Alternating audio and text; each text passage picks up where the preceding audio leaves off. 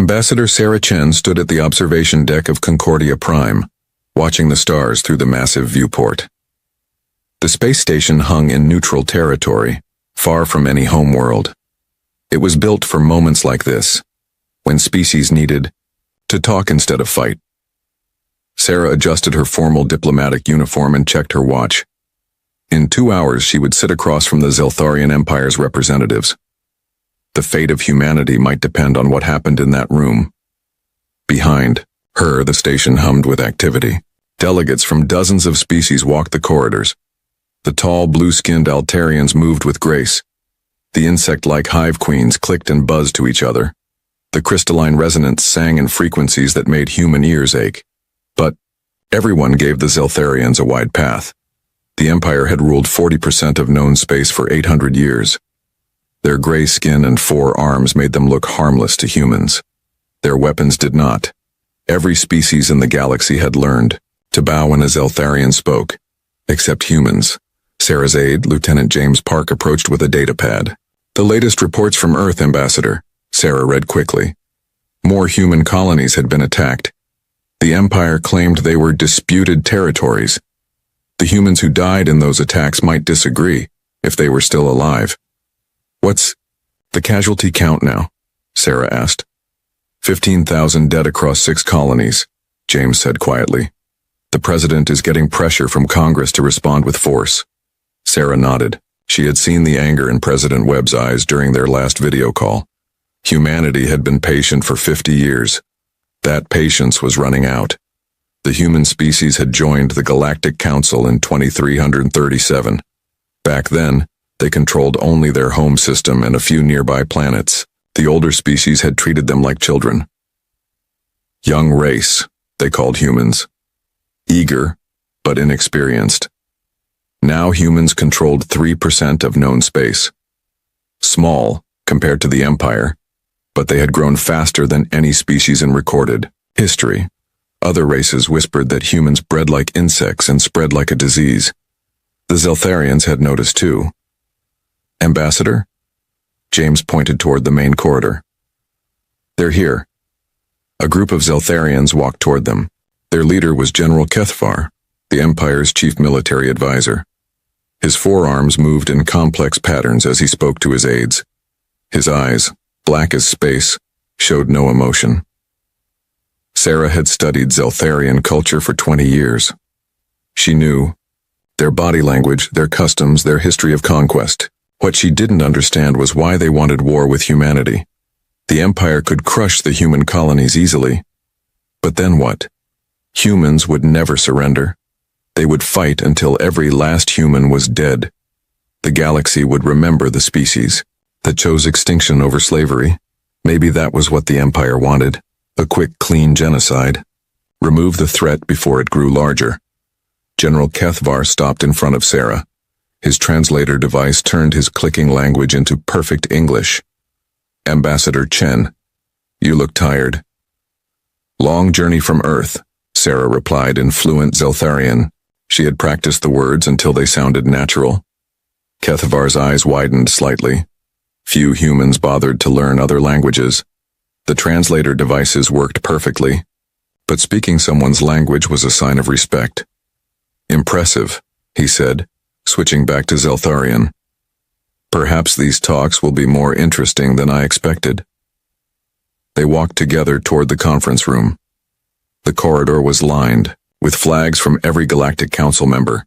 The human flag, blue and white with Earth visible in the center, looked small next to the Empire's massive banner. Tell me, Ambassador, Kethvar said as they walked. What do you hope to accomplish? Today? Peace, Sarah said simply. Peace. Kethvar repeated the word like it tasted strange. Your species has been at war with someone for its entire recorded history. Romans fighting Greeks, Christians fighting Muslims, Americans fighting Russians, Chinese fighting everyone. Why would you want peace now? Sarah stopped walking. Because we learned that fighting each other was pointless. We had bigger things to worry about. Such as surviving in a galaxy full of species that could destroy us. Kethvar made a sound that might have been laughter. You survived contact with us, that is more than most species can say. They entered the conference room. It was simple.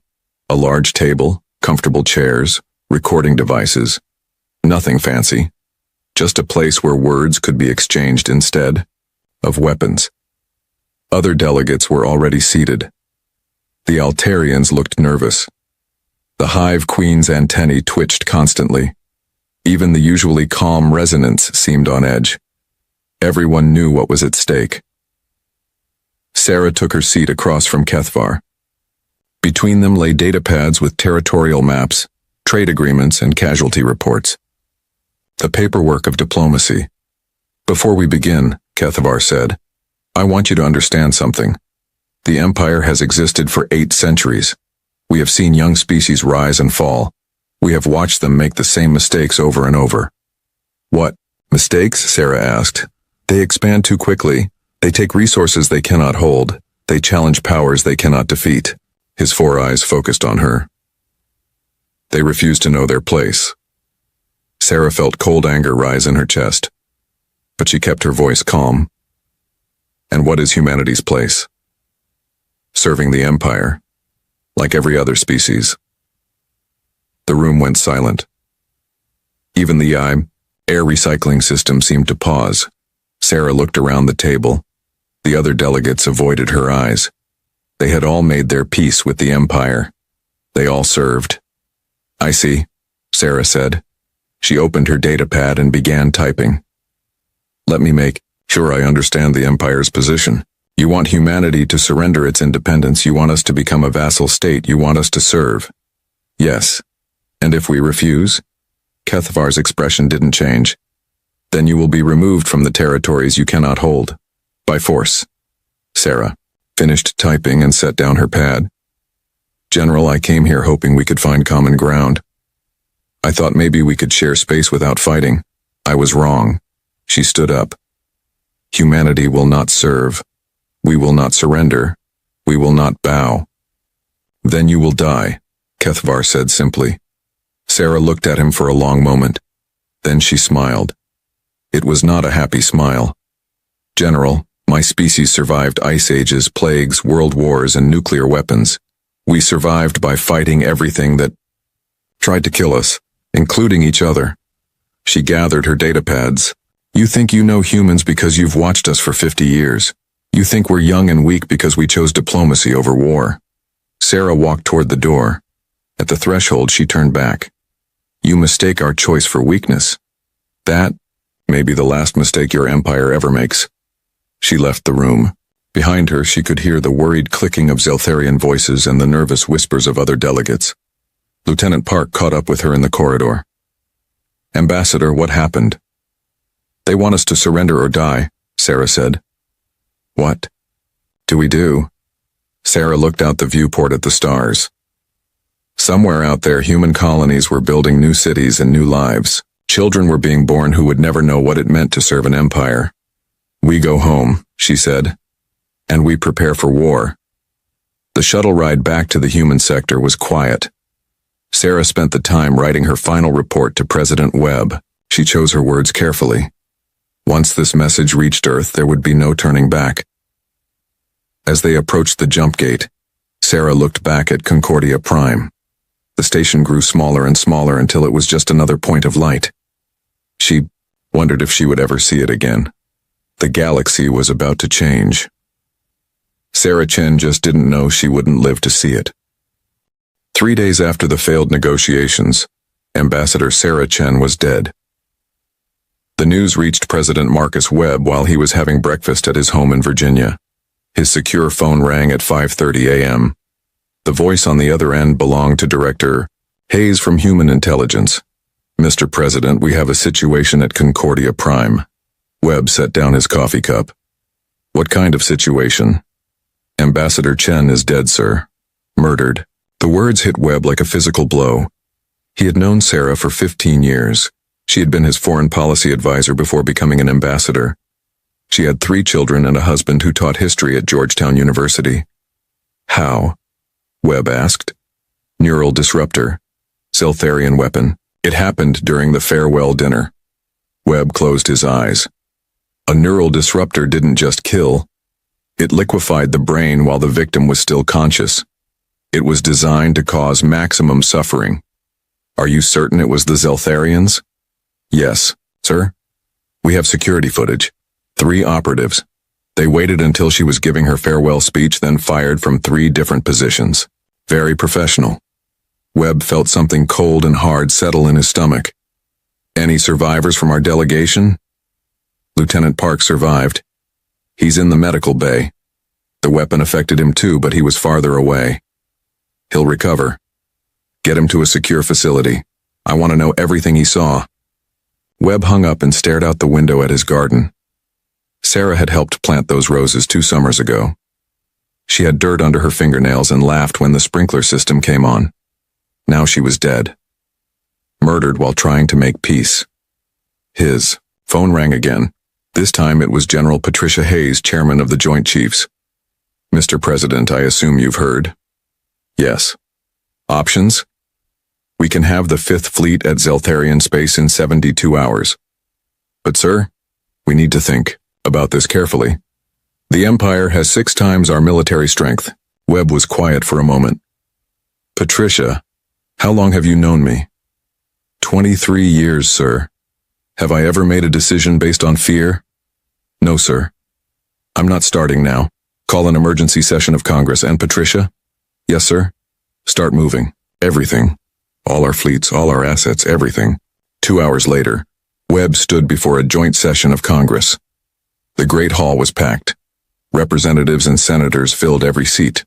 The gallery was crowded with reporters and diplomats from other species. Webb looked at the sea of faces. Many of these people had children serving in the colonies. Some had grandchildren who had never seen Earth. All of them were waiting for him to decide humanity's future. Members of Congress, Webb began. 3 days ago, I sent Ambassador Sarah Chen to Concordia Prime. Her mission was simple: prevent a war. The hall was completely silent. Ambassador Chen believed in peace. She believed that reasonable people could solve problems with words instead of weapons. She died believing that. Webb activated the wall display. Security footage from the station appeared. Everyone could see Sarah standing at a podium, raising her glass for a toast. Then the 3 flashes of light. Then Sarah falling, her body convulsing as the neural disruptor did its work. Several Congress members looked away. Others made angry noises. This is how the Zeltharian Empire responds to offers of peace, Webb said. This is how they treat diplomats under a flag of truce. He turned off the display. The Empire has issued a statement. They claim this was a rogue operation. They offer their regrets and a payment of 2 million credits. Webb's voice grew hard. 2 million credits. The price they put on Ambassador Chen's life. The price they put on human dignity. He looked across the hall. Some of you will say we should accept their apology. Some will say we should seek justice through the Galactic Council. Some will say we should be reasonable. Webb stepped closer to the podium. I am not feeling reasonable today. The hall erupted. Some Congress members cheered. Others argued.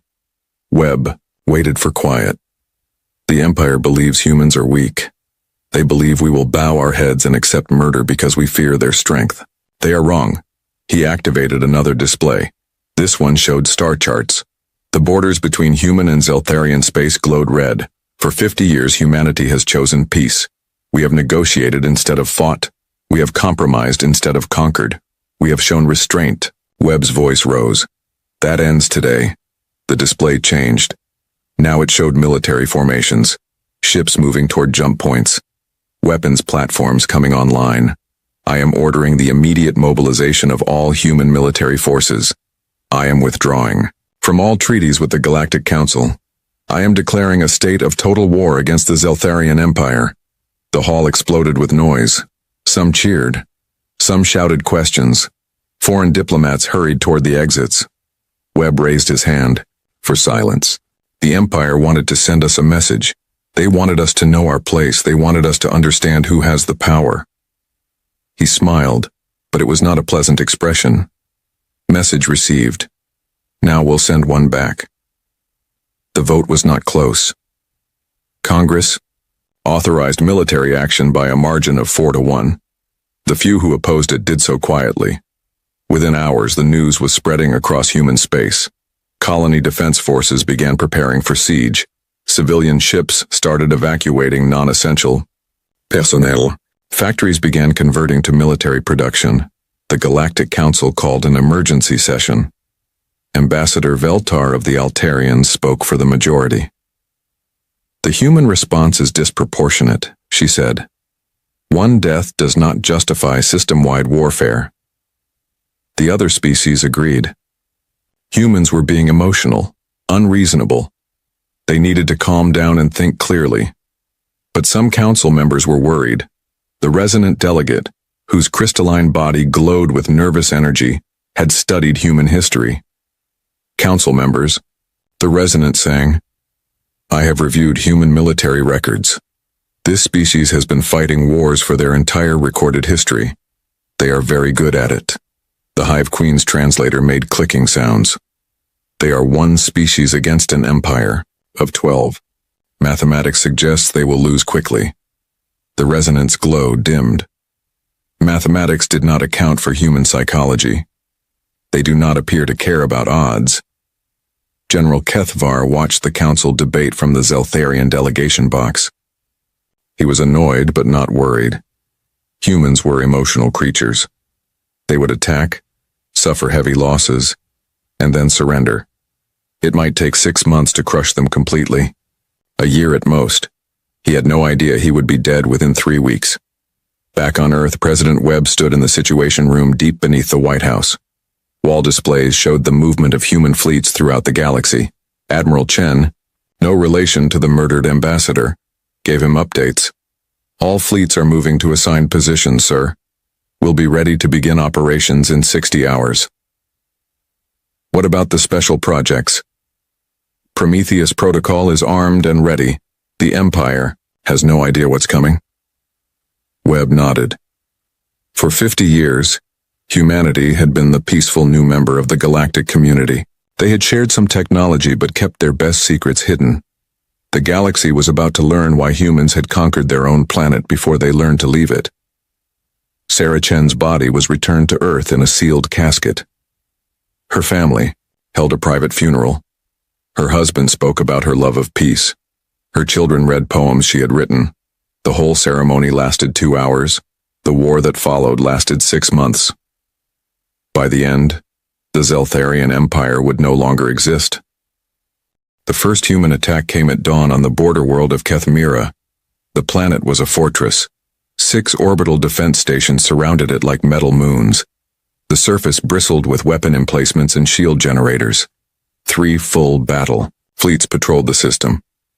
General Voskan commanded the defenses from his underground bunker. He had fought in 17 campaigns for the Empire. His walls were covered with medals and battle honors. He was drinking his morning stimulant when his aide rushed in. "General, we have contacts on the outer sensors." "How many ships?" 12. Voskan almost choked on his drink. 12?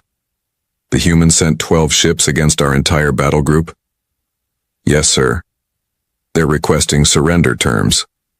Voskan stood up, his forearms spreading wide in amusement. "Surrender terms? Have they lost their minds?" He walked to his command center.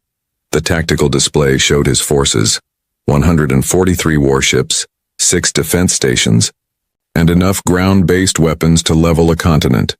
Against this, humanity had sent 1 small squadron. "Open a channel," he ordered. The main screen flickered. A human face appeared. The man wore a simple uniform with no fancy decorations. His name tag read Murphy. "This is Admiral Murphy of the Human Colonial Navy. You have 1 hour to evacuate all civilian personnel and surrender your military forces." Voskan laughed. Several of his officers joined in. "Admiral Murphy, I am General Voskan, Defender of the Eastern March, victor of Tal Hassan, conqueror of the rebel worlds. I have 143 warships. You have 12. Perhaps you should surrender to me." Murphy's expression didn't change. "General, you have 59 minutes and 30 seconds. The transmission cut."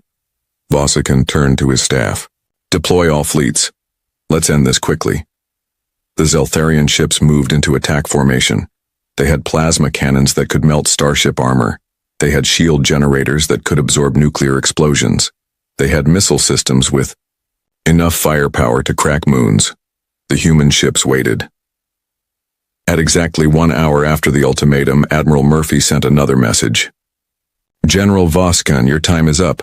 Please observe Prometheus Protocol in action. Vossikan frowned. What is Prometheus Pro? The tactical display went insane. Something was happening near the system's outer edge. Space itself seemed to be tearing open. Energy readings spiked beyond his sensor's ability to measure. Then he saw them. 6 massive objects emerged from what looked like holes in space. They were dark gray and roughly cylindrical. Each one was 3 kilometers long and moving at impossible speed. What are those? Vossikan demanded. His science officer worked frantically at his console. Sir, they appear to be solid tungsten. Accelerated to 0.15 light speed. Vossikan felt his blood turn cold. Objects that size moving that fast would hit with the force of nuclear weapons. But that was impossible. No species had the technology to. The first kinetic projectile struck Defense Station Alpha. There was no explosion, no flash of light, no dramatic fireball. The station simply ceased to exist. 3 billion tons of metal and ceramic turned to superheated plasma in microseconds. The second projectile hit his largest battleship. The vessel was 2 kilometers long and carried 8,000 crew members. It vanished like a soap bubble. The third, fourth, fifth, and sixth projectiles struck other targets. In 30 seconds, half of Vossikan's fleet was gone. Return fire, he screamed. All ships return fire. His remaining warships opened up with everything they had. Plasma beams lanced across space. Missiles streaked toward the human squadron. The human ships didn't try to dodge. They didn't need to. The weapons struck some kind of barrier 50 kilometers away from their hulls. The energy beams scattered like light, hitting a prism. The missiles exploded harmlessly against invisible walls. Sir, his weapons officer said in a shaking voice, our weapons have no effect. Admiral Murphy's face reappeared on the main screen. General, that was just the first demonstration. Would you like to see the second? Before Vossikan could respond, something new appeared on his sensors. Small objects were separating from the human ships. Hundreds of them. They moved with purpose, spreading throughout the system. What are those? He whispered. His science officer's voice cracked. Sir, they appear to be self-replicating. Vossikan watched in horror as the small objects found pieces of his destroyed ships. They began to change, to grow, to multiply. Within minutes, there were thousands of them, then tens of thousands. The objects attacked his remaining ships like a swarm of metal insects. They cut through armor with focused energy beams. They wormed their way inside hulls and began dismantling everything they found. But they didn't just destroy. They learned. After each attack, they became more efficient. They found weak points in Zeltharian ship design. They adapted to new defensive measures. They shared knowledge with each other instantly. Sir, we're losing ships faster than we can count them. Vossikan had seen enough. All ships, retreat to minimum safe distance. Prepare for orbital bombardment of the human vessels. But when his remaining fleet tried to target the human ships, they found empty space. The 12 vessels had vanished. Where did they go? His answer came from the planet's surface. Emergency signals flooded the communication channels. The human ships had somehow appeared in the atmosphere. They were attacking ground installations with weapons that his sensors couldn't identify. Military bases simply stopped existing. Communication arrays went dark. Power plants shut down. But the humans weren't randomly destroying things. They were targeting specific systems. Vossikan realized they were dismantling his planet's ability to fight back. Sir, we're receiving a transmission from the human fleet. Admiral Murphy appeared again. General Vossikan, I'm told your planet produces food for 12 other systems in your sector. That's unfortunate. What do you mean? We're going to destroy your agricultural capacity. Every farm, every greenhouse, every food processing plant. The people will survive, but they won't be feeding anyone else. Voskon stared at the screen. That's against the laws of war. You can't target civilian food production. Murphy's smile was cold. General, your empire murdered our diplomat under a flag of truce. You don't get to talk about laws of war. The attack continued for 6 hours. When it was over, Kethmira could no longer support its population, much less export food to other worlds. The human fleet had crippled the planet without killing a single civilian, but they had made it useless to the Empire. As the human ships prepared to leave, Admiral Murphy sent one final message. General, please pass this along to your superiors. We're not trying to conquer your territory. We're going to make it too expensive for you to keep it. The human fleet vanished as suddenly as it had appeared. Voskon stood in his command center surrounded by the wreckage of his forces. He had lost 90% of his ships and all of his orbital defenses. His planet was defenseless and starving, and the humans had done it with 12 ships. He sent an emergency report to the Empire's high command. His message was simple. Humanity possesses weapons and technology far beyond our intelligence estimates. Immediate reinforcement required. The response came back within hours. Impossible. Humans are primitive. You must have made tactical errors. Voskon read the message twice. Then he walked to his communications console and sent a second report. This one was longer and more detailed. He described the kinetic weapons, the adaptive drones, and the shield technology. The response was the same. Impossible. 3 days later, the human fleet attacked the mining world of Draktar, then the industrial planet Velmos, then the trade hub at Quindara. Each attack was different. The humans seemed to study their targets carefully before striking. They hit mining worlds in ways that destroyed equipment, but left the miners alive. They attacked industrial planets by targeting power grids and transportation networks. They struck trade hubs by eliminating shipping facilities while leaving residential areas untouched. It was precise. It was calculated. It was terrifying. General Kethvar received the reports in his office on the capital world. He had expected quick human attacks followed by quick defeats. Instead, his border worlds were falling like dominoes. He called Admiral Mordak, his most experienced fleet commander. How many ships would you need to destroy the human force? Based on these reports, sir, I don't think we can destroy them. Not with conventional tactics. What do you recommend? Mordak was quiet for a long moment. Sir, I recommend we negotiate. Kethvar felt rage building in his chest. The Empire does not negotiate with inferior species. Sir, with respect, these humans don't seem very inferior. Kethvar cut the connection. Negotiate? The Empire had ruled for 8 centuries. They would not be dictated to by a species that had been in space for less than 100 years. He would gather the full battle fleet. He would crush these humans with overwhelming force. He would show the galaxy that the Empire was still the dominant power. It was the last mistake he would ever make. The humans had been preparing for this war for 50 years. They had hidden their best weapons and their most advanced technology. They had studied every species in the galaxy and learned from human history.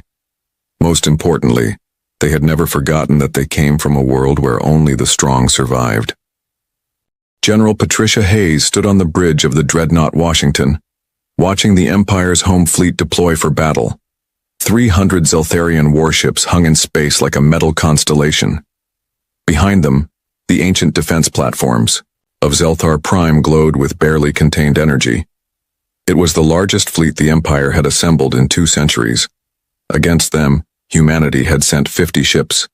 General, her aide whispered, "Are you sure about this?" Hayes didn't take her eyes off the display. Captain Morrison, have you ever studied human military history? Some, ma'am. Then you know we've always been outnumbered. Valley Forge, Stalingrad, the Chosin Reservoir. We don't win because we have more ships. We win because we're willing to do what others won't. She activated the fleet communication system. All ships, this is General Hayes. Commence Doctrine Prometheus. Across human space, sleeper agents activated. They had been placed 50 years ago when humanity first joined the galactic community. Most were diplomats, traders, and researchers. Normal people living normal lives. Now they became something else. On the industrial world of Mektar, Dr. Sarah Williams had been studying Zeltharian metallurgy for 15 years. Her research had helped improve human starship armor. She was respected by her colleagues and trusted by the local government. She was also carrying 12 quantum destabilization devices in her laboratory equipment. At exactly 1400 hours, local time, she activated them all. The weapons didn't create explosions. They unraveled the bonds between atoms. The planet's 3 largest manufacturing complexes simply ceased to exist at the molecular level. 1 million tons of industrial equipment became a fine powder that scattered in the wind. The same thing happened on dozens of worlds across the empire. Research stations vanished. Communication arrays stopped working. Military depots turned to dust. The empire's infrastructure began collapsing from within. But that was just the beginning. Admiral Kethvar commanded the home fleet from his flagship Eternal Victory.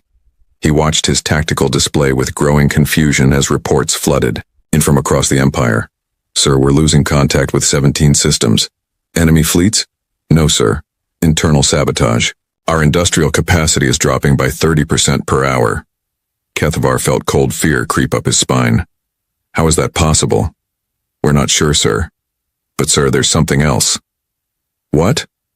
The human fleet is broadcasting on all frequencies. They're showing the execution footage.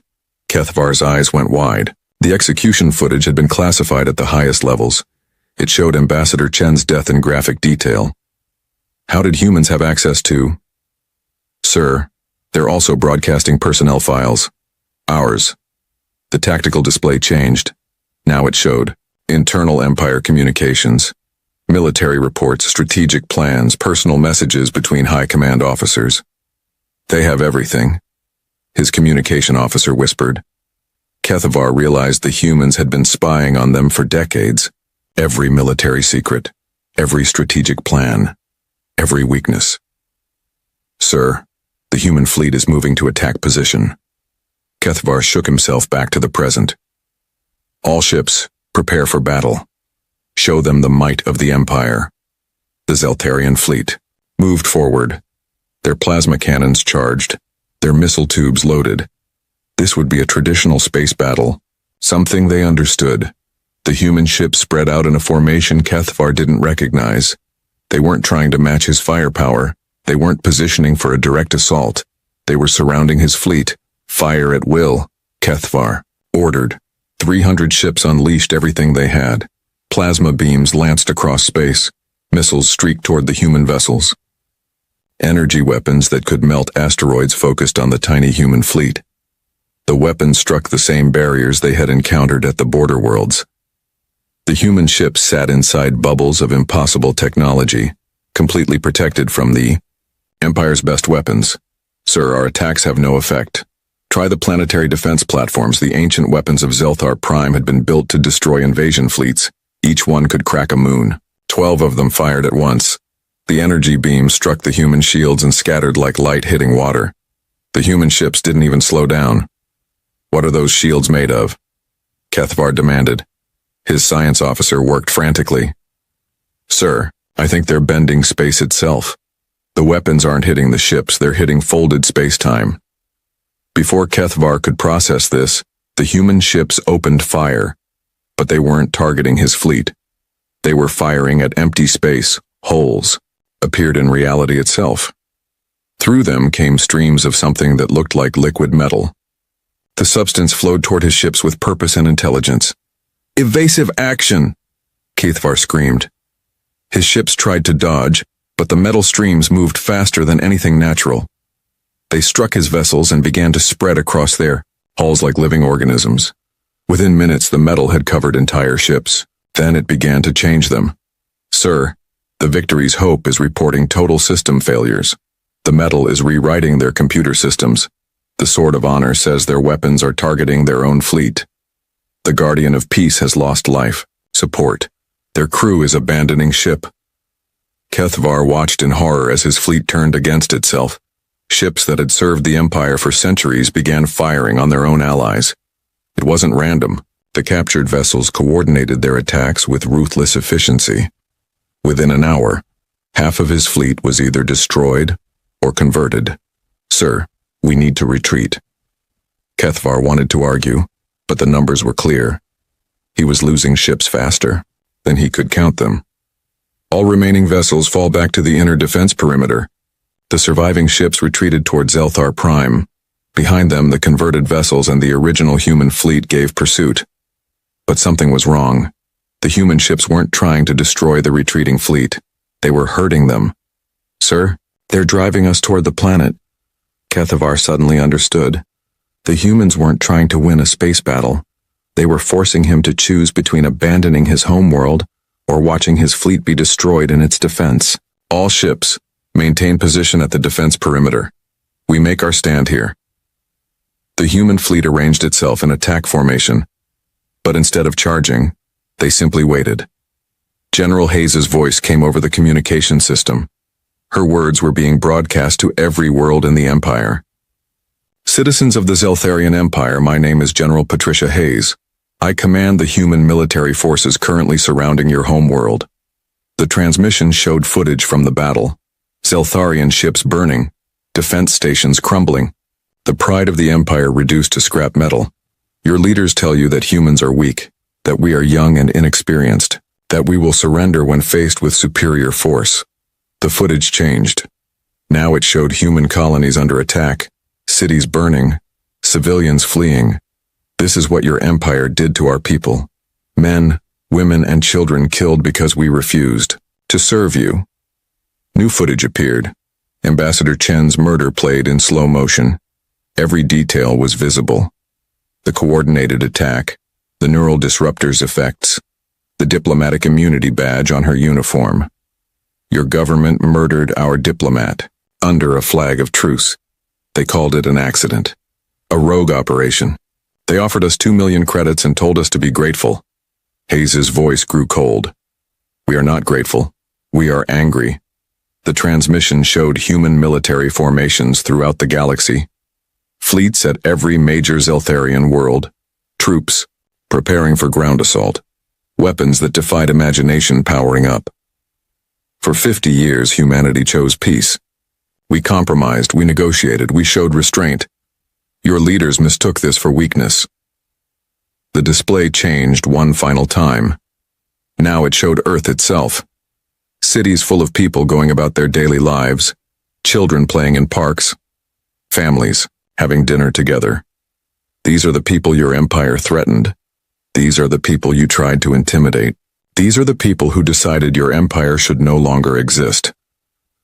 The transmission cut. Aboard his flagship, Kethvar stared at the blank screen. Around him, his officers waited for orders. But what orders could he give? His fleet was trapped. His worlds were falling. His infrastructure was crumbling. The humans had shown they could strike anywhere, anytime, with weapons he couldn't counter. Sir, his aide whispered. Kethvar looked at the tactical display. The human ships were still waiting. They could destroy his remaining forces anytime they wanted. But they were giving him a chance to surrender. He thought about his mate and children on the planet below. He thought about the billions of citizens depending on him for protection. He thought about 8 centuries of imperial pride. Then he thought about the human colonies his forces had attacked, the civilians they had killed, the diplomat they had murdered. He reached for the communication controls. It was time to end this war. But first he had one question for General Hayes. Human commander, you could have destroyed us at any time. Why did you wait? Hayes's voice was quiet when she answered. Because we wanted you to understand something, Admiral. We didn't come here to conquer you. We came here to teach you a lesson. What lesson? That there are consequences for murdering diplomats, that some species don't forgive, that humans remember everything. Kethvar closed his eyes. What are your terms? Unconditional surrender, immediate, no negotiations. 6 months after Ambassador Sarah Chen's murder, President Marcus Webb stood in the same room where she had died. Concordia Prime had been cleaned and repaired. The scorch marks were gone. The broken furniture had been replaced. But Webb could still smell the ozone from the neural disruptor that had killed his friend. Around the conference table sat the leaders of what had been the Zeltharian Empire. Emperor Vexthon, once ruler of 40% of known space, now wore simple prisoner's clothes. His forearms were shackled with human-made restraints that neutralized his species' natural strength. The other Zeltharian officials looked equally defeated. Admiral Kethvar had not survived the war. His ship had been destroyed in the final battle when he tried to ram a human vessel rather than surrender. General Voskan sat with his head down, refusing to meet anyone's eyes. Representatives from other galactic species watched from the gallery. The Altarians looked nervous. The Hive Queens clicked softly to each other. The resonance glowed with worried energy. They had all learned an important lesson in the past 6 months. Humans were not the harmless newcomers they had pretended to. General Patricia Hayes sat beside President Webb. Her uniform carried new decorations, medals from the successful liberation of 37 worlds. The media called her the Hammer of the Empire. History would remember her as the woman who brought down 8 centuries of tyranny, but she looked tired. Command of a galactic war had aged her 5 years and 6 months. Webb activated the recording devices. This ceremony would be broadcast to every inhabited world in the galaxy. We are here today to formalize the surrender of the Zeltharian Empire and establish the terms of peace. He looked directly at Emperor Vexthon. Your empire murdered our diplomat during peace negotiations. You declared that humanity would serve or be destroyed. You were wrong on both counts. Vexthon's voice was barely a whisper. What do you want from us? Webb opened a datapad. The terms of surrender filled several pages. First, the immediate dissolution of the Zeltharian Empire. Your military forces will be disbanded. Your warships will be scrapped under human supervision. Your weapons of mass destruction will be turned over to human authorities. He scrolled to the next section. Second, war crimes tribunals. Every official who participated in attacks on human civilians will stand trial. This includes the operatives who murdered Ambassador Chen. They're already dead, Vexthon said. They died during the first battle. Then their superior officers will answer for their crimes. Webb continued reading. Third, reparations. The Empire will pay for the reconstruction of every human colony you attacked. The families of every civilian you killed will receive compensation. This debt will be paid over the next century, with interest. The Zeltharian delegates looked at each other with despair. The sums involved would bankrupt their civilization. Fourth, territorial concessions. All disputed systems will be transferred to human control. Your species will relocate to designated homeworlds under human protection. Emperor Vexthon raised one of his shackled hands. Protection? You mean imprisonment? Webb's expression didn't change. You will be free to govern yourselves as you see fit, as long as you never again threaten other species. Human observers will ensure compliance. And, if we refuse? Webb was quiet for a long moment. Then he activated the wall display. The screen showed footage from the war, Zeltharian fleets being destroyed by weapons that bent space and time. Planets stripped of their ability to support military forces. Cities that had simply ceased to exist when human quantum weapons fired. Emperor, in 6 months of warfare, humanity destroyed your military capacity, crippled your infrastructure, and occupied 37 of your worlds. We did this while suffering fewer than 10,000 casualties. The display changed. Now it showed human military formations throughout the galaxy, fleets at every major world, troops on every inhabited planet, weapons platforms that could sterilize continents. Your species numbers 12 billion. The human species numbers 47 billion. You have no military. We have the most advanced fleet in galactic history. Webb leaned forward. If you refuse these terms, we will simply take what we want and scatter your people to refugee camps on distant worlds. The choice is yours. The other galactic species watched in fascination and terror. They had never seen humanity's true military strength. For 50 years, humans had seemed like peaceful merchants and diplomats. Now they revealed themselves as warriors who had been hiding their time. Ambassador Veltar of the Altarians spoke from the gallery. President Webb, the Galactic Council is concerned about humanity's aggressive response to the situation. Webb turned to face her. Ambassador, Are you suggesting that murdering diplomats should have no consequences? Of course not, but surely, a more measured response would have accomplished what? Webb interrupted. The Empire has been conquering and enslaving species for 8 centuries. How many diplomatic protests did the Council file? How many economic sanctions did you impose? Veltar looked uncomfortable. The Council believes in peaceful resolution of conflicts. So did Ambassador Chen. She believed in it right up until a neural disruptor liquefied her brain. Webb activated another display. This one showed the locations of human military bases throughout the galaxy. For 50 years, humanity tried to work within the galactic community. We followed the rules. We respected the treaties. We showed restraint when attacked. He looked around the room. This is what we learned. The galaxy respects only strength. Peaceful species get conquered. Diplomatic species get murdered. Weak species get enslaved. The display changed to show human colonial worlds. Cities were being rebuilt. Farms were producing food again. Children were playing in schools that had been bombed 6 months ago. We refused to be weak. We refused to be victims. We refused to let tyrants determine our fate. Webb turned back to Emperor Vexton. Your empire believed humans were inferior because we sought peace instead of war. You thought diplomacy was weakness. You were wrong. He stood up. Humans didn't choose peace because we were weak. We chose peace because we knew what we were capable of when we chose war. The Emperor stared at him. What are you? Webb smiled, but there was no warmth in it. We're the species that conquered our own world before we learned to leave it. We're the species that survived ice ages and plagues and nuclear weapons. We're the species that turned diplomacy into an art form because the alternative was too terrible to contemplate. He walked to the viewport where Sarah Chen had stood 6 months ago. Your species ruled through fear and superior technology. But you never learned the most important lesson in the galaxy. There's always someone stronger, someone smarter, someone more dangerous. Webb looked out at the stars. We tried to be your friends. You chose to be our enemies. Now you'll learn what it means to lose to humanity.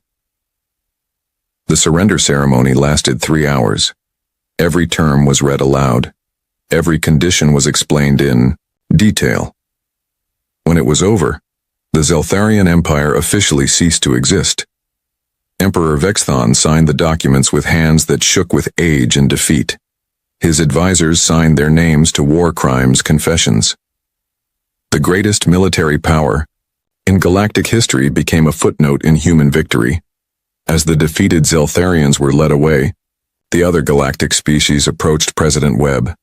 Ambassador Veltar spoke for the group. President Webb, the Council would like to discuss humanity's role in galactic affairs. What role is that? Well, with the Empire gone, there's a power vacuum. The Council believes humanity should join us in maintaining galactic peace. Webb looked at her for a long moment. Ambassador, let me be very clear about something. Humanity is not interested in ruling the galaxy. We're not interested in conquering other species. We're not interested in building an empire. He walked back to the conference table where Sarah Chen had tried to make peace. But we are very interested in making sure that diplomatic immunity means something. We're very interested in ensuring that smaller species aren't bullied by larger ones. We are very interested in preventing another empire from rising to threaten galactic stability. Webb placed his hand on the table where Sarah's blood had been cleaned away.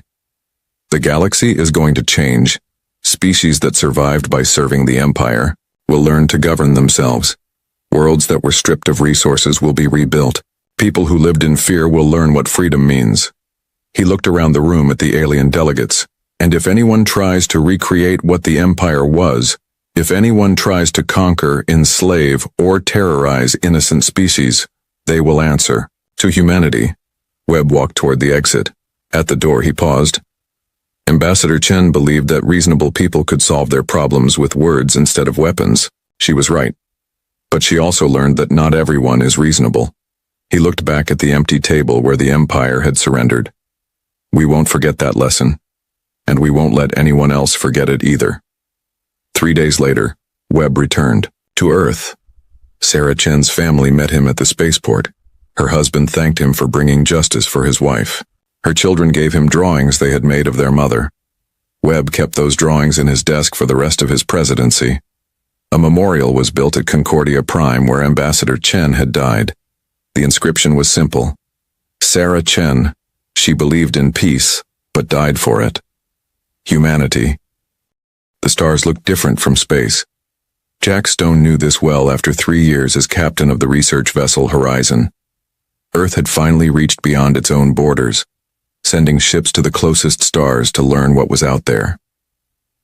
Humanity was taking its first real steps into the galaxy. Jack stood on the bridge of his ship looking at the main screen. His crew of 30 moved around him, checking readings and talking in low voices. The Horizon wasn't big or fancy, but it was a good ship with good people. "Captain," called Mike from his station. "I'm picking up something strange." Jack walked over. Mike was the best sensor operator in the fleet. If he said something was strange, it was worth paying attention to. "What do you have?"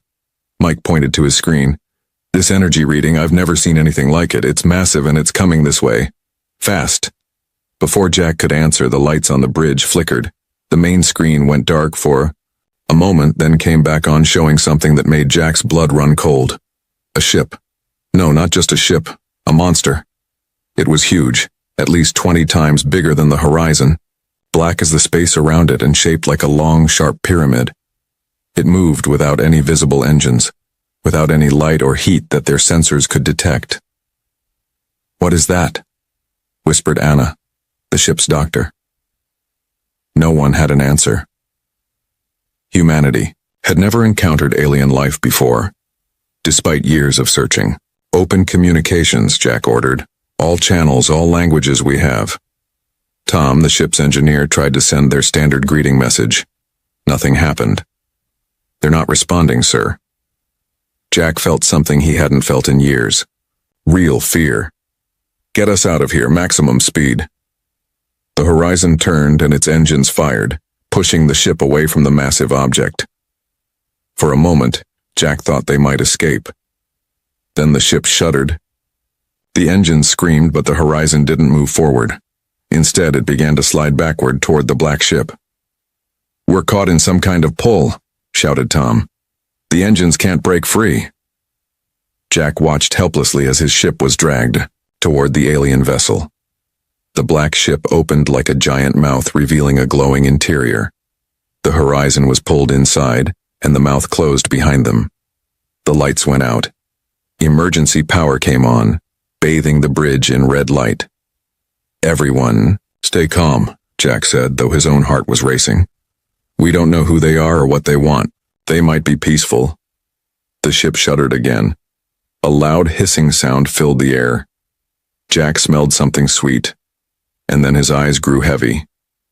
The last thing he saw before he fell unconscious was a section of the wall melting away, and tall figures moving through the opening. Jack woke up with a pounding headache. He was lying on a cold metal floor in a room with no windows. The walls glowed with a faint blue light that seemed to come from nowhere. His uniform was gone, replaced by a simple gray jumpsuit. Around his neck was a heavy metal collar. He sat up slowly, fighting off waves of dizziness. He wasn't alone. 20 other humans were in the room with him, all wearing the same gray jumpsuits and metal collars. Some he recognized from his crew. Others were strangers. "Captain," a voice said. Jack turned to see Tom sitting against a wall nearby. "You're awake." "What happened?" Jack asked, his voice rough. "Where are we?" "We're on the alien ship," Tom said. "They took the whole crew. I think there are people from other Earth ships, too." Before Jack could ask more questions, one of the walls simply disappeared. Standing there were the aliens. They were tall, at least 7 feet, with 6 limbs, 4 arms and 2 legs. Their bodies were covered in scales that shifted color like oil on water. Their heads reminded Jack of praying mantises with large compound eyes and small moving parts around what might have been mouths. One of the aliens stepped forward. It wore some kind of device on its upper left arm. When it spoke, the device translated its clicks and whistles into flat, emotionless English. "Stand when your masters enter," it said. No one moved. The alien pressed something on a small device it held. Suddenly, the collar around Jack's neck burned with pain. He fell to his knees, gasping. Around him, the other humans were doing the same. "Stand when your masters enter," the alien repeated. Fighting through the pain, Jack forced himself to his feet. The others did the same. As soon as they were all standing, the pain stopped. "Better," the alien said. "You learn quickly for simple animals." "We're not animals," Jack said, his voice stronger now. "We're human beings. We have rights. We—" The pain came again, worse this time. Jack bit his tongue to keep from screaming. The taste of blood filled his mouth. "Tools do not speak unless asked a question," the alien said. "You are property of the Dominion now. You will work, you will obey, or you will die." The pain stopped. Jack remained standing, though his legs shook with the effort. "I am Overseer First Class," the alien said. "You will address me as Master. You will now be evaluated for your usefulness." Over the next few hours, the humans were taken one by one into another room. When they returned, they looked shaken. When Jack's turn came, he was led into a clinical white room where 3 aliens waited. They didn't speak to him. They poked and prodded him with instruments that sometimes hurt. They took samples of his blood, his hair, even scraping cells from the inside of his cheek. They tested his strength by making him lift increasingly heavy objects until he couldn't anymore. They tested his intelligence with puzzles that grew more complex. Through it all, they spoke to each other in their clicking language, not bothering to translate. They treated him like a farmer might examine a horse or cow he was thinking of buying. When they were done, they put a mark on his jumpsuit, a symbol in their language. Then they returned him to the holding room. This continued for days. More humans were brought in, some Jack recognized from news reports as crews from other Earth ships. All wore the same blank expressions, the same gray jumpsuits, the same metal collars. From bits of conversation he managed to overhear, Jack learned that the aliens, the Dominion, had hit Earth hard and fast. Millions of humans had been taken already. The Dominion saw humans as nothing more than clever animals, good for labor in their vast empire. On the 6th day, the humans were split into groups based on the markings on their jumpsuits. Jack watched as his people were taken away one by one. Anna, his doctor, gave him one last desperate look before she was led through a doorway.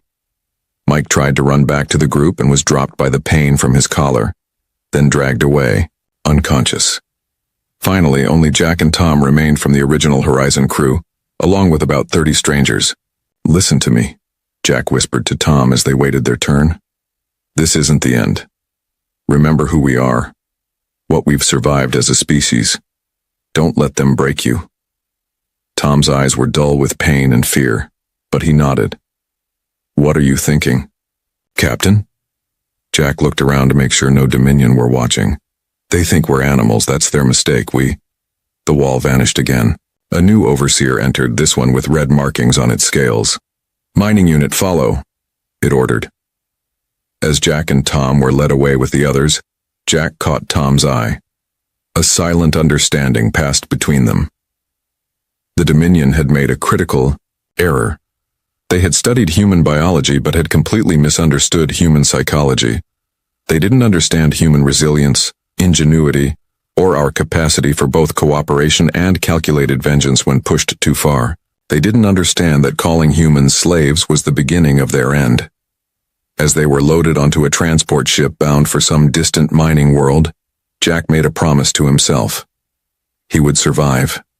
He would find a way to fight. And someday the Dominion would regret the day they ever came to Earth. This wasn't the end. It was just the beginning. They called us slaves. We burned their armies to ash. Dangerous Ship Part 2. The Awakening. 3 years had passed since Earth fell to the Dominion. 3 years of pain, hard work, and careful watching. Jack had been moved between 5 different mining operations. Each one was worse than the last. Now he worked in the engine rooms of a massive Dominion warship called the Subjugator. The name made Jack smile in a bitter way. The Dominion liked names that showed their power. They didn't realize how much humans hated being subjugated, or how dangerous that hatred could become. Jack's job was simple but hard. He cleaned the massive engines that powered the ship. The work was hot and the air was full of chemicals that burned his lungs. His hands were covered in burns and cuts that never fully healed. The Dominion didn't care if their slaves got hurt, as long as they could still work. "Move faster, tool," said a Dominion overseer, clicking his pincer-like hands together.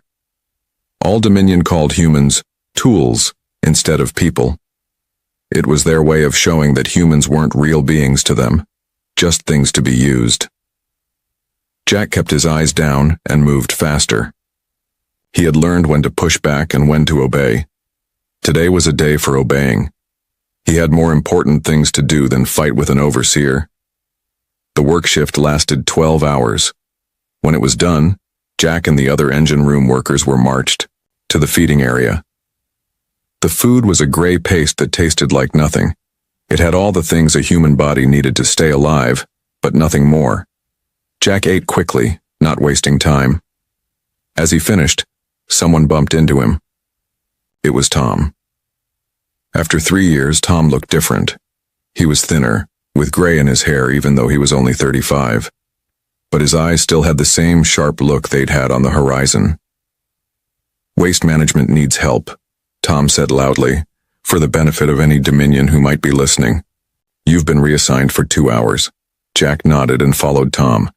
This wasn't unusual. Slaves were often moved around to different jobs when needed.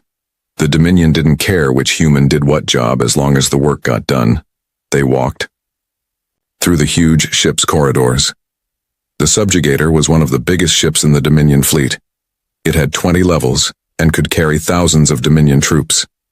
It also had about 500 human slaves who did all the dirty, dangerous work the Dominion didn't want to do. When they were in a service tunnel where no Dominion ever went, Tom stopped. "Did you get it?" he asked, his voice low. Jack looked around to make sure they were alone, then reached into a hidden pocket he had made in his jumpsuit. He pulled out a small metal object that looked like a broken piece of engine, but it wasn't broken. Jack had made it, piece by piece, over many weeks. "It works?" Tom asked. Jack nodded. "I tested it on myself yesterday. It blocks the collar's signal for about 30 seconds. Tom smiled. It was a hard smile, not happy, but determined. "That's enough time. Kate says she's ready too." Kate Wilson had been a nurse before the Dominion came. Now she worked in medical disposal, getting rid of waste from the Dominion medical bay. She had been slowly collecting medicines that could be used as sedatives or poisons. "How many people do we have now?" Jack asked. 32, Tom said. "All have been practicing the pain control techniques. All are ready to move when we give the signal."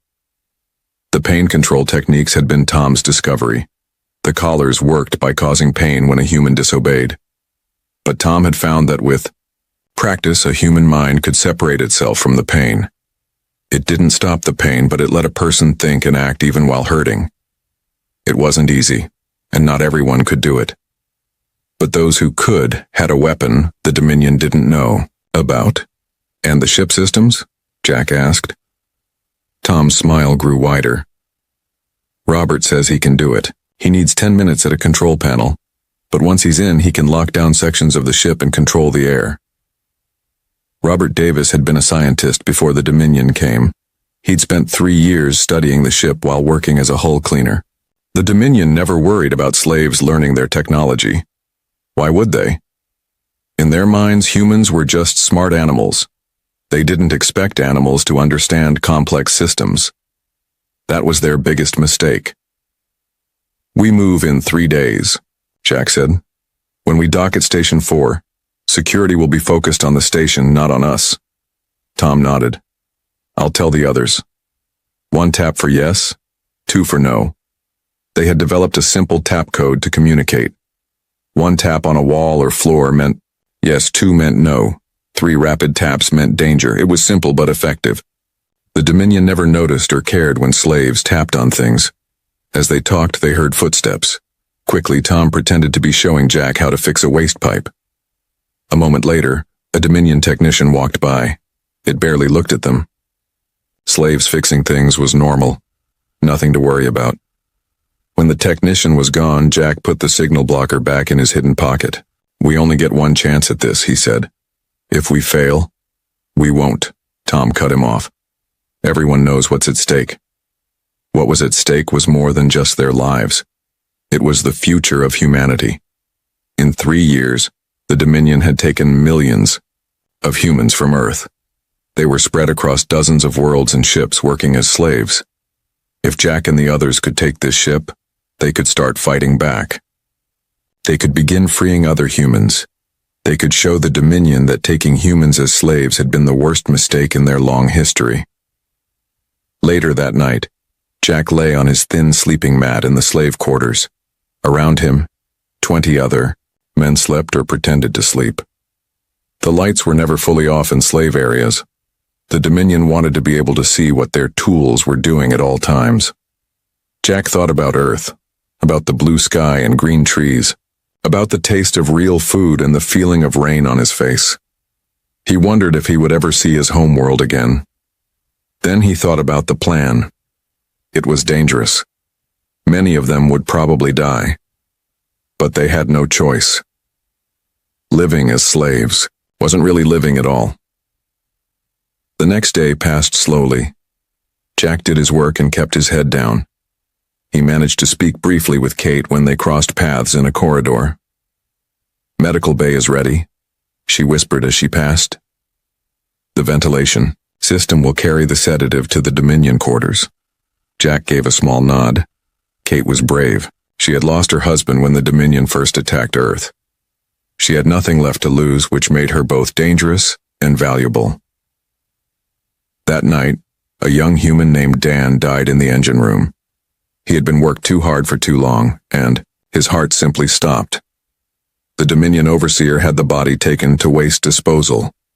To the Dominion, a dead slave was just broken equipment. As Jack watched Dan's body being dragged away, something hardened inside him. Dan had been just 20 years old. He should have had his whole life ahead of him. Instead, he died cleaning alien engines, treated as less than nothing. That night, Jack called together his core group: Tom, Kate, Robert, and Ben. Ben Wright had been a chef before the Dominion came. Now he worked in food preparation and had been collecting sharp implements that could be used as weapons. They met in a small maintenance space between walls, where the Dominion never went. "Dan's death changes things," Jack said. "We move tomorrow, not in 3 days. But the ship won't be docked," Robert said. "Security will be higher." "Security is always watching the outside," Jack replied. "They never think the danger will come from inside, from slaves." He looked at each of them in turn. These people had been through hell. They were thin, scarred, and tired. But in their eyes, Jack saw something the Dominion had never understood about humans: unbreakable determination. "They think we're animals," Jack said, his voice barely above a whisper. "But they've never seen what happens when humans decide that just surviving isn't enough. When we decide that freedom is worth dying for." Tom nodded. "I can get the signal blockers to 30 people by morning. That's all we need to start." Kate held up a small vial of clear liquid. "This goes into the ventilation system. It will make them slow, confused. Not all will sleep, but it will help." Ben showed a piece of metal he had sharpened to a deadly point. "We're ready." Jack looked at them all and felt for the first time in 3 years a spark of hope. "Tomorrow," he said, "we take back our future." Morning came too quickly. Jack hadn't slept much. His mind kept going over the plan, looking for problems, thinking of solutions. By the time the lights brightened in the slave quarters, he was already awake and ready. The Dominion guards came, as they always did, clicking and whistling at the humans to get up. Jack stood with his head down, playing the part of the broken slave. Inside, his heart beat fast with fear and excitement. Today everything would change, one way or another. At the morning meal, Tom walked past Jack's table and dropped something small into his hand. The signal blocker. Jack slipped it into his hidden pocket without looking at it. Around the room, He saw other small exchanges happening. Their core team was passing out the devices to the 30 people they had chosen for the first wave. Each person had been picked carefully. They were the strongest, the smartest, or the most determined. They were people who could keep fighting even when things got bad. And things would get bad. Jack had no illusions about that. After the meal, the slaves went to their workstations. Jack and 5 others went to the engine room. The big Dominion overseer was already there, moving around on his 6 legs, checking that everything was running correctly. "You, Tool," the overseer said to Jack. "Clean the coolant pipes, they're running hot." Jack nodded and went to the tool locker. As he selected a cleaning tool, he looked at the other humans in the room. 3 of them had signal blockers. They were part of the plan. The other 2 didn't know anything about it. It was safer that way. If someone was caught and questioned, they couldn't tell what they didn't know. Jack began cleaning the coolant pipes. The work was hot and dangerous. If a pipe burst, the coolant would burn through human skin in seconds. The Dominion didn't care. If a slave died, they just got another one. As he worked, Jack waited for the right moment. The plan would start at exactly 1200 ship time. That was when the watch changed for the Dominion guards, and when Kate would put the sedative into the ventilation system. The minutes ticked by slowly. Jack's hands moved automatically, cleaning the pipes while his mind focused on the time. 11 Trambody. 11:55, 11:59. At exactly 1200, Jack pressed the small button on his signal blocker. The device made a soft humming sound. The collar around his neck grew warm, then cool. For 30 seconds it wouldn't work. For 30 seconds, he was free. Across the engine room, 3 other humans pressed their blockers at the same time. In that moment, the overseer turned, sensing something was wrong. He reached for the control that would activate all the collars in the room. He was too late. Jack was already moving, the heavy wrench in his hand swinging hard. It connected with the overseer's head with a sickening crunch. The alien made a high-pitched sound of pain and surprise, then fell to the floor. The 2 humans who weren't part of the plan stared in shock. One started to back away. "Listen to me," Jack said quickly. "We're taking the ship. You can help us or you can stay here, but we're not slaves anymore." One of the men nodded immediately. The other hesitated, then said, "The collars." "We have a way to block them," Jack said. "But we need to move fast." He went to the overseer's body and took the collar control device. With it, he could turn off the collars of anyone nearby. It wouldn't work for the whole ship, but it was better than nothing. "Mark, guard the door," Jack said to one of the men with a blocker. "The rest of you, with me." They left the engine room and moved quickly through the service tunnels. These narrow passages were used for maintenance and weren't monitored as closely as the main corridors. The humans who kept the ship running knew them well. At a junction, they met another group led by Tom. There were 7 of them, all looking nervous but determined. "Medical team is in position," Tom reported. "Kate got the sedative into the system 10 minutes ago. Most of the Dominion in their quarters should be affected by now." "Robert?" Jack asked. "Already at the auxiliary control room with his team," Tom said. "Ben is leading a group to secure weapons." They moved on, staying in the service tunnels as much as possible. Twice they had to cross main corridors. Both times they saw Dominion walking around, but the aliens seemed slower than usual, their movements not as precise. The sedative was working. When they reached the auxiliary control room, they found it already secured. Robert and his team of 4 had taken out the 2 Dominion technicians who normally worked there. Robert himself was at the main console, his fingers moving quickly over the alien controls. "How's it going?" Jack asked. Robert didn't look up. "I'm in the system, but there are security locks I didn't expect. I need more time." "How much time?" 10 minutes. Maybe less. Jack nodded. "You've got 5. Tom, stay here and help him. The rest of you with me." Jack led his growing team toward the armory. Along the way, they met Ben's group, who had secured several Dominion weapons. The weapons were designed for beings with 6 limbs, but the humans had figured out how to use them, with just 2 arms. "Bridge is locked down," Ben reported. The Dominion captain has called for security teams, but there's confusion. They don't understand what's happening. Jack smiled grimly. They're about to figure it out. They reached the armory and found 2 Dominion guards outside. The guards saw the armed humans and raised their weapons, but they were slow from the sedative. The humans fired first. The Dominion weapons made a high-pitched whine, and beams of intense heat shot out. The guards fell, their scaled bodies smoking. With the armory secured, Jack distributed weapons to everyone who knew how to use them. Then he contacted Robert through a communication device taken from a fallen guard. How much longer? Done. Robert's voice came back. I have control of internal systems. I've sealed off sections of the ship with high Dominion presence and vented atmosphere in some critical areas. Casualties? Jack asked. Unknown but high, Robert replied. Most of the crew was caught by surprise. Between the sedative and the atmosphere venting, I estimate we've neutralized 60% of the Dominion on board. That still left hundreds of Dominion to deal with. But now the humans had weapons, control of critical systems, and the element of surprise. Most importantly, they had something the Dominion couldn't understand. A burning desire for freedom that made them willing to risk everything. Jack's team moved toward the bridge. Along the way, they freed more human slaves, quickly explaining the situation. Some joined them immediately. Others, too afraid or too broken by years of slavery, hid or ran. Jack didn't blame them. Freedom was a scary thing when you'd gotten used to having no choices. As they approached the bridge, alarms began to sound throughout the ship. The Dominion were organizing a response. Jack's team took positions in the corridor leading to the bridge. They had the advantage of position, but the Dominion would have numbers. Whatever happens next, Jack told his people, remember that we've already won. We're not slaves anymore.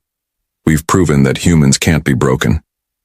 Then the first wave of Dominion security forces came around the corner, their weapons ready. The battle for the subjugator had begun. The fighting was fierce. The Dominion were trained soldiers, but they were confused and slowed by the sedative. The humans fought with the desperate energy of people who had nothing to lose. Slowly, the humans pushed forward toward the bridge. They lost people along the way. Good people who had survived years of slavery, only to die fighting for freedom. Jack mourned each one, but kept moving. Their sacrifice couldn't be wasted. Finally, they reached the bridge. The doors were sealed, but Robert, working from the auxiliary control room, overrode the locks. The doors slid open, and Jack led the charge inside. The bridge was large, with stations for 20 Dominion operators. Only 5 were present, along with the ship's captain, a large Dominion with gold markings on his scales. The captain stood. As the humans burst in, his posture showing shock rather than fear. You're making a mistake, the Dominion captain said, his translator making his clicks and whistles into flat English. You're nothing but primitive bipeds. You can't possibly operate a vessel of this complexity. Jack smiled as he pointed his weapon at the captain. Behind him, his people secured the rest of the bridge crew. That's the thing about humans, Jack said. We learn, we adapt, and we never ever forget who hurt us. The captain made a gesture, trying to activate something on his control panel. Jack fired his weapon. The beam hit the captain in the chest, burning a hole through his scaled body. The alien fell, dead before he hit the floor. Secure the rest of them, Jack ordered. Robert, what's our status? We control all critical systems, Robert's voice came through the communication device. Engineering, life support, weapons, engines, all ours. And the Dominion? Those who survived are trapped in sealed sections of the ship. They can't get out without our help, and they're running out of air. Jack nodded. It wasn't a clean victory. Many humans had died, and many Dominion as well. But the ship was theirs. For the first time in 3 years, humans controlled their own fate again. Set course away from Dominion space, Jack ordered. And send a message on all frequencies in every language we know. What message? Asked Anna, who had survived and now sat at the communication station. Jack looked around at the bridge at the faces of his people, former slaves who had taken their freedom back through courage and sacrifice. Tell them, he said, that the subjugator has a new name now. From this day forward, it's called Humanity's Vengeance, and we're just getting started. News of the Humanity's Vengeance spread through the Dominion Empire like wildfire. A warship taken by slaves. It was impossible, the Dominion leaders said. No species they had ever conquered had managed to overcome the neural collars, let alone master Dominion technology quickly enough to operate a warship. Yet the impossible had happened, and it was only the beginning. On the bridge of the renamed warship, Jack stood looking at a star map. The ship had been traveling at top speed for 2 weeks, staying away from known Dominion patrol routes. In that time, they had learned more about the ship's systems, with Robert leading teams of humans who studied the Dominion technology day and night. "Captain," Anna called from her station, "we're picking up a signal. It's a Dominion transport ship." Jack walked over to her station. The screen showed a large vessel moving slowly through space. It wasn't a warship, but a transport, the kind used to move slaves between worlds. "How many life forms aboard?" Jack asked. Anna checked the sensors. "About 2,000 Dominion crew and nearly 5,000 human life signs." Jack felt his heart beat faster. 5,000 humans. Slaves being transported to some Dominion world to work and die for alien masters. "Battle stations," he ordered. "Tom, how are our weapons?" Tom, now the ship's weapons officer, checked his screen. "All systems ready. We can disable their engines with targeted shots." "Do it," Jack said. "But be careful. We don't want to hurt the humans on board." The Humanity's Vengeance moved into position behind the transport ship. The transport had sensors, but not very good ones. By the time they detected the warship approaching, it was too late. Tom fired the weapons. Beams of energy shot out, hitting the transport's engines with perfect accuracy. The transport slowed, then stopped, dead in space. "They're sending a distress signal," Anna reported. "Jam it," Jack ordered. "Robert, can you access their systems from here?" Robert, who had become the ship's systems expert, worked quickly at his station. "Yes, I think so. Their security isn't as good as a warship's. Give me 5 minutes." While Robert worked, the transport tried to restart its engines. It failed. "The Dominion crew was trapped. I'm in," Robert finally said. "I have control of their doors and life support." "Good," Jack said. "Open all the holding pens where they keep the humans, and send this message to the human sections only. This is Captain Jack Stone of the human vessel Humanity's Vengeance. We are here to free you. The Dominion crew is contained. Make your way to the docking bays. Freedom awaits." Robert sent the message. On the screen, they could see activity inside the transport. The human slaves were moving, flooding the corridors, heading toward the docking bays as instructed. The Dominion crew tried to stop them, but they were outnumbered. Many of the humans had been miners, strong despite years of poor treatment. They fought with tools, with bare hands, with anything they could find. "Prepare boarding parties," Jack told Ben, who had become his security chief. "We need to help them." Ben nodded and led teams of armed humans to the docking bays. They boarded the transport and helped guide the freed slaves back to the Humanity's Vengeance. It took hours to get all the humans aboard. The ship was crowded now, with barely enough room for everyone. But no one complained. They were free, and that was all that mattered. As for the Dominion crew of the transport, Jack gave them a choice: surrender or die. Most surrendered. They were put into the same holding pens they had used for human slaves. It seemed like justice. The next day, Jack called a meeting of his officers. The group had grown. Besides Tom, Robert, Kate, and Ben, there were now others. Anna had become communications officer. Mike, who had been found among the freed slaves, was now sensor operator again, just like on the horizon years ago. And there were new faces. Strong, smart people who had been freed from the transport and wanted to fight back. "We've struck our first blow," Jack told them. "But it's just the start. There are millions of humans enslaved across the Dominion Empire. We need to free them all." "We need more ships," Tom said. "One warship isn't enough." "The transport can be converted," Robert suggested. "It's not as powerful as a warship, but it can fight." "We also need information," Anna added. Where are the largest groups of human slaves kept? Which facilities are the least defended? They talked for hours, making plans. The freed humans from the transport had brought valuable information. They knew about other slave transports, about mining worlds where thousands of humans worked, about Dominion bases that weren't heavily guarded. Over the next few months, the human fleet grew. They captured 2 more transports and converted them into fighting ships. They raided a small Dominion outpost and took weapons and supplies. Each victory brought more freed humans to their cause. Each freed group brought new skills, new knowledge, and a burning desire for revenge against the species that had enslaved them. Word of the human rebellion reached the highest levels of the Dominion government. The Dominion Council, made up of the oldest and most powerful members of the species, met in their grand hall on Dominax Prime, their homeworld. How is this possible? Demanded High Elder Vex, his scales turning red with anger. These creatures were nothing when we found them. Primitive beings barely able to leave their own planet. They are adaptable, said Commander Krell, the Dominion's most decorated military leader. More so than any species we have encountered before.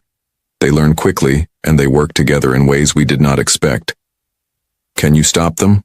Asked another elder. Krell stood tall on his 6 limbs.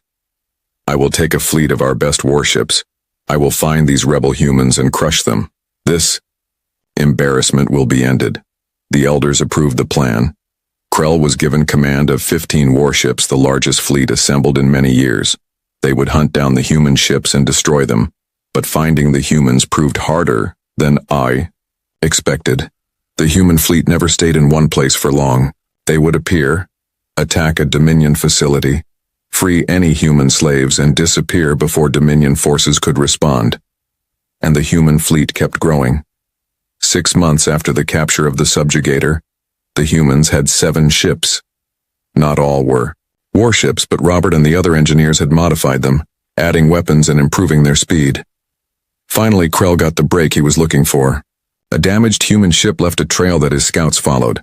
The trail led to a star system with a small rocky planet. The human fleet was there, hiding in the shadow of the planet. Prepare for battle, Krell ordered his fleet. Today we end this human rebellion. The 15 Dominion warships moved into the system, their weapons ready. Krell was confident. He had superior numbers, superior firepower, and years of combat experience. The humans had a few stolen ships and no formal training. It would be an easy victory. He was wrong. The human fleet detected the Dominion ships coming. Instead of running or hiding, they formed a battle line. 7 ships against 15. The odds were bad, but the humans had something Krell didn't understand. A sense that they were fighting for their very existence as a species. All ships battle formation, Jack ordered from the bridge of the Humanity's Vengeance. Remember our plan. Hit and move. Don't stay in their firing solutions. The human fleet moved with surprising coordination. They had developed new tactics, taking advantage of their smaller size and greater maneuverability. The Dominion warships were powerful but slow to turn. The human ships darted in, fired their weapons at specific weak points, then moved away before the Dominion ships could respond effectively. It was chaos, but a controlled chaos that favored the humans. 3 Dominion warships were disabled in the first wave of attacks. 2 more were badly damaged when the humans targeted their engine cooling systems, causing them to overheat and shut down. Krell was shocked. His carefully planned attack was falling apart. The humans weren't fighting like any enemy he had faced before. They used strange tactics, took risks no Dominion commander would consider, and seemed to anticipate his orders before he gave them. All ships regroup, he ordered. Concentrate fire on their flagship. The remaining Dominion ships turned their weapons on the Humanity's Vengeance. The human flagship took heavy damage but didn't retreat. Instead, it charged directly at Krell's command ship, firing all weapons. Direct hits damaged Krell's ship. Alarm sounded on his bridge. His weapons officer reported that main weapons were offline. His engine room reported damage to the propulsion systems. Then Krell saw something that made his scales turn pale with fear. The human ships were surrounding his command vessel. The other Dominion ships were too damaged or too far away to help. "This is Captain Jack Stone of the Humanity's Vengeance," came a message on all frequencies. "Surrender your vessel or be destroyed." Krell had never surrendered in his long career, but he was a practical commander. He knew when a battle was lost. "This isn't over, human," he said, as he gave the order to stand down. "The Dominion has ruled this sector of space for 12,000 years. We will not be defeated by former slaves." "You already have been," came the reply. "The Battle of Proxima Centauri will be remembered as the day humanity showed the galaxy that the Dominion can be beaten." As Krell's ship was boarded by armed humans, he realized with growing dread that this human rebellion was no longer just an embarrassment to the Dominion. It was an existential threat. For the first time in 12,000 years, the Dominion had suffered a significant military defeat, and it had come at the hands of a species they had dismissed as barely sentient. 1 year had passed since the Battle of Proxima Centauri. 1 year of constant fighting, freeing slaves, and building a force strong enough to challenge the mighty Dominion. The human fleet now numbered over 100 ships. Some were former Dominion vessels.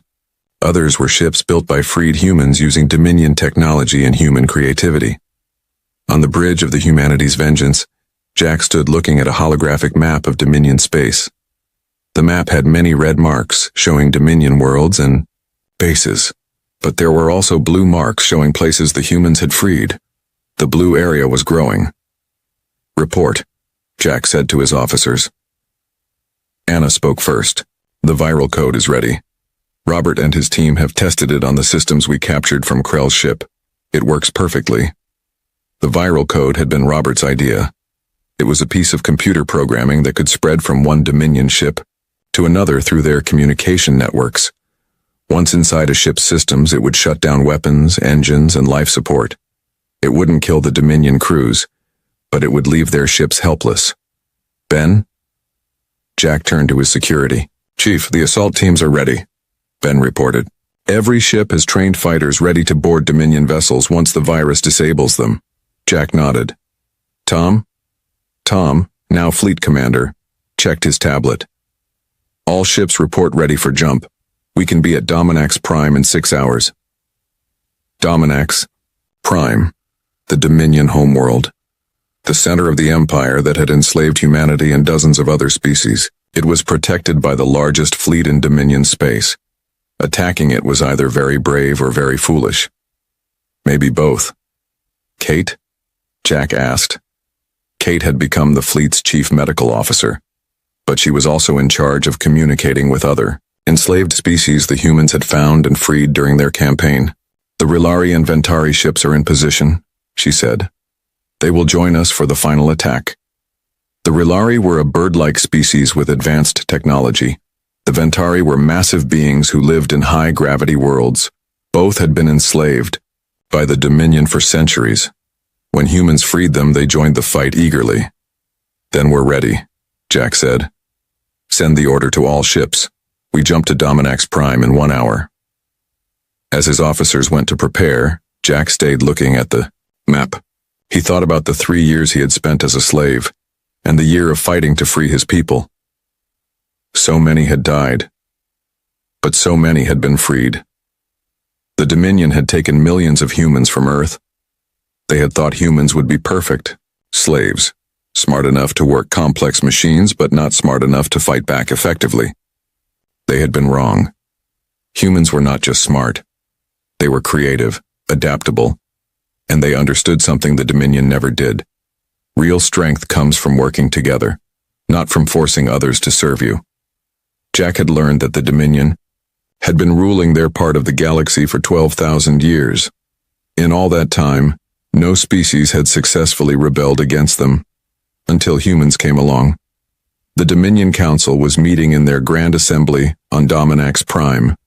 Reports from across their empire all told the same story. Ships being disabled by an unknown virus then boarded by human forces. Slave worlds being liberated, Dominion forces retreating or surrendering. "How is this possible?" demanded High Elder Vex. "They were nothing. Animals with primitive technology." The other elders had no answer. Their civilization, built on the exploitation of lesser species, was facing its first real threat in thousands of years. Then something happened that shocked the council even more. Their secure meeting was interrupted by a communication signal that bypassed all their security protocols. The face of a human appeared on the large screen at the front of the chamber. It was Jack Stone. Older now, with scars and gray hair, but with eyes that burned with determination. "You called us slaves," he said simply. "That was your first mistake." The elders were too shocked to respond. How had this human hacked into their most secure communication system? "Your empire has stood for thousands of years because you've only encountered species who surrendered or fought alone," Jack continued. "Humanity does neither." At that moment, alarms began to sound throughout the Dominion capital city. The human fleet had arrived. Over 100 ships appeared in orbit around Dominax Prime. The Dominion home fleet moved to intercept them, but something strange happened. One by one, the Dominion ships went dark, their systems shutting down. "Your second mistake," Jack said, "was teaching us your technology while believing we couldn't understand it. We didn't just understand it, we improved it." The Dominion watched in horror as their home fleet powered down, leaving their world defenseless. The virus had spread through their entire network in minutes, disabling every ship. And your final mistake was believing that once broken, we would never rise again. Humanity has faced extinction dozens of times in our history. Each time, we came back stronger. Jack's face was replaced by images from around the Dominion Empire. Human ships, freeing slaves on dozens of worlds. Former slave species joining the fight. Dominion bases surrendering to combined forces of humans, Rilari, Ventari, and other liberated peoples. "We're not here for revenge," Jack's voice continued over the images. "We're here to end your empire of slavery forever." The human fleet did not destroy Dominax Prime. They didn't have to. Instead, they landed troops who quickly took control of the main cities. The Dominion military, without their fleet and with their systems compromised by the virus, could not mount an effective defense. The Dominion Council was arrested by Ben and a team of human soldiers. They would stand trial for crimes against countless species. The Council chamber, once the center of Dominion power, now became the meeting place for representatives of all the species they had enslaved. Over the next few months, the human-led alliance dismantled the Dominion Empire piece by piece. Every slave world was liberated. The neural inhibitor production facilities were destroyed. The Dominion military was disarmed and confined to their home system. 5 years after the first human was captured, the last Dominion slave world was freed. The species that had ruled a third of the galaxy found themselves restricted to their home system, their empire gone, their military broken. On the observation deck of the Humanity's Vengeance, Jack stood with Tom, Kate, Ben, and Robert, watching as representatives from 27 formerly enslaved species signed the Charter of Sentient Rights. It was a new beginning for this part of the galaxy, a promise that no species would ever enslave another again. "They never understood what they were dealing with," Tom said quietly. Jack nodded. "They saw our technology and thought it measured our worth. They should have looked at our history." He gazed at the stars, thinking of Earth. The planet was free again. The Dominion forces there had surrendered quickly when the human fleet arrived. Now humans were returning home, helping to rebuild what had been damaged during the occupation. But not all humans wanted to go back to Earth. Many, like Jack and his officers, had found a new purpose. There were other parts of the galaxy to explore, other species to meet. And there were still pirates and slavers out there who needed to be stopped. "What now, Captain?" Kate asked. Jack smiled. It was a real smile, something that had been rare during the years of slavery and war. "The Humanity's Vengeance was a good name for a warship," he said, "but I think it's time for a new name to match our new purpose." "What did you have in mind?" Robert asked. "Humanity's Promise," Jack said, "because that's what we are now. A promise that freedom is worth fighting for, and that no one should ever have to live as a slave." The others nodded their agreement. The war was over. The enslaved were free, and humanity had proven something important to the galaxy and to themselves. "They called us slaves," Jack said, looking out at the stars. And we burned their armies to ash. But that was just the beginning of our story, not the end. As the Humanity's Promise prepared to leave orbit, Jack gave the order to set course for the unexplored regions beyond the former Dominion space. There were new worlds to discover, new civilizations to meet. And this time, humans were going into the galaxy not as slaves or conquerors, but as explorers and protectors. Humanity had been forged in the fire